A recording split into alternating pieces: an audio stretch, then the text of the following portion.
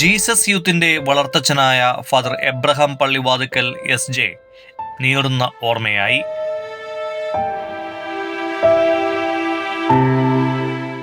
കോഴിക്കോട് നിർമ്മല ഹോസ്പിറ്റലായിരുന്നു അന്ത്യം. ശ്വാസതടസ്സവും ഹൃദ്രോഗവും മൂലം ഏതാനും ദിവസം മുൻപാണ് അച്ഛനെ ആശുപത്രിയിൽ പ്രവേശിപ്പിച്ചത്. 87 വയസ്സായിരുന്നു. ആഗോള കത്തോലിക്ക യുവജന പ്രസ്ഥാനമായ ജീസസ് യൂത്തിന്റെ വളർച്ചയിൽ നിർണായക പങ്കുവഹിച്ച വ്യക്തിയായിരുന്നു ഫാദർ എബ്രഹാം. പ്രസ്ഥാനത്തിന്റെ പ്രാരംഭ ദശകം മുതൽ കേരളത്തിലെ ക്യാമ്പസുകളിലും യുവജനങ്ങൾക്കിടയിലും ജീസസ് യൂത്ത് കൂട്ടായ്മകൾ രൂപപ്പെടുത്തുന്നതിലും യുവജനങ്ങൾക്ക് കൃത്യമായ ആത്മീയ മാർഗനിർദ്ദേശം നൽകുന്നതിലും അദ്ദേഹം മുൻപന്തിയിൽ നിന്നു.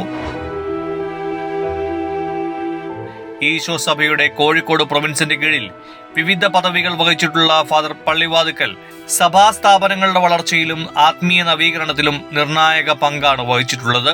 വൈദികൻ, അധ്യാപകൻ, മികച്ച കൗൺസിലർ, പ്രൊവിൻഷ്യൽ കൗൺസിൽ അംഗം എന്നീ നിലകളിൽ അദ്ദേഹം ചെയ്ത സേവനങ്ങൾ ഏറെ ശ്രദ്ധേയമാണ്.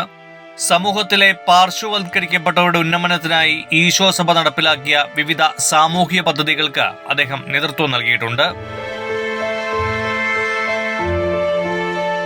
3-ാം സഹസ്രാബ്ദം അൽമായ മുന്നേറ്റത്തിൻ്റെതാണെന്ന് പറഞ്ഞ് അവരെ പരിശീലിപ്പിക്കാൻ രണ്ടും കൽപ്പിച്ചിറങ്ങിത്തിരിച്ച പള്ളിയച്ചനെ ആർക്കാണ് മറക്കാൻ കഴിയുക?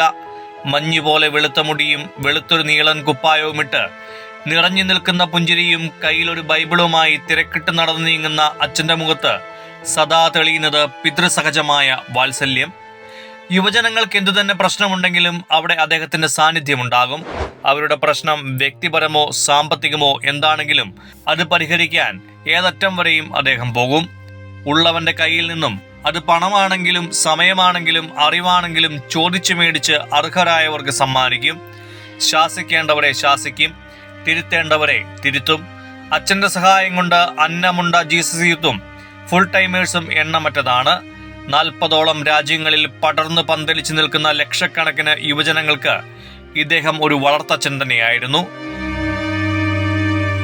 വ്യക്തിപരമായി ഓരോരുത്തരെയും അടുത്തറിഞ്ഞ് ആ വലിയ ഇടയൻ ഒപ്പം നിർത്തി, ചേർത്ത് പിടിച്ചു വളർത്തി, തിരുത്തലുകൾ നൽകി. വിശുദ്ധനായ ആത്മീയ ഗുരുവായി എല്ലാവർക്കും സ്വീകാര്യനായി അദ്ദേഹം മുന്നേറി.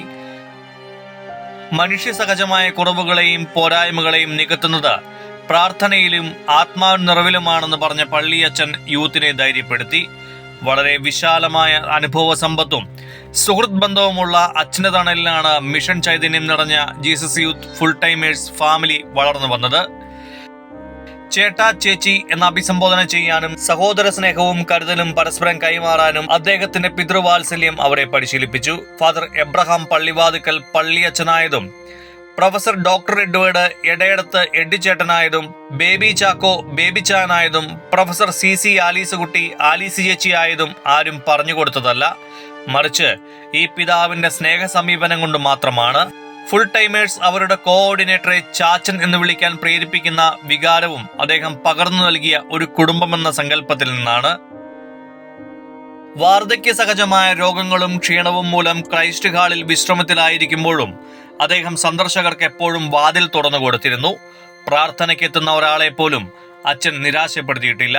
വിശുദ്ധ കുർബാനയും കൊന്തയും ഉപവാസവും ആധ്യാത്മിക ലക്ഷ്യത്തിലേക്ക് നയിക്കുന്ന ഉപകരണങ്ങളാണെന്നും ഇത് ഞാൻ പഠിച്ചത് എന്റെ കുടുംബത്തിൽ നിന്നാണെന്നും അച്ഛൻ കൂടെ കൂടെ ഓർമ്മിപ്പിച്ചിരുന്നു. സ്വതന്ത്രമായി നയിക്കുന്ന പരിശുദ്ധാത്മാവിന്റെ ശക്തി പ്രാർത്ഥനയിലൂടെ നേടിയാണ് അച്ഛൻ ഇക്കാലം അത്രയും ദൈവത്തിന്റെയും മനുഷ്യരുടെയും പ്രീതിയിൽ മുന്നോട്ടു പോയത്. നാം ദൈവത്തിന്റെ കരവേലയാണ്. നാം ചെയ്യാൻ വേണ്ടി പിതാവായ ദൈവം മുൻകൂട്ടി തീരുമാനിച്ചുറച്ച കാര്യങ്ങൾ ചെയ്യാൻ വേണ്ടി യേശു ക്രിസ്തുവിൽ തെരഞ്ഞെടുക്കപ്പെട്ടവരാണ്. വാക്കുകളിലെ ലാളിത്യം കൊണ്ടും ഹൃദയം നിറഞ്ഞ പുഞ്ചിരി കൊണ്ടും ആരെയും ചേർത്ത് പിടിക്കുന്ന സ്നേഹം കൊണ്ടും അച്ഛൻ നമുക്കിടയിൽ ഒരു പ്രകാശ ഗോപുരമായി നിലകൊണ്ടു. ഭൗതികമായി അച്ഛൻ നമ്മെ വിട്ടുപിരിഞ്ഞെങ്കിലും അദ്ദേഹം പകർന്നു തന്ന ദൈവസ്നേഹത്തിന്റെ ദർശനങ്ങൾ, സുവിശേഷ മൂല്യങ്ങൾ, ആത്മീയ ചൈതന്യം എന്നിവ പ്രാർത്ഥനകളിലൂടെയും ഓർമ്മകളിലൂടെയും നമ്മിൽ എന്നും ജീവിക്കുക തന്നെ ചെയ്യും.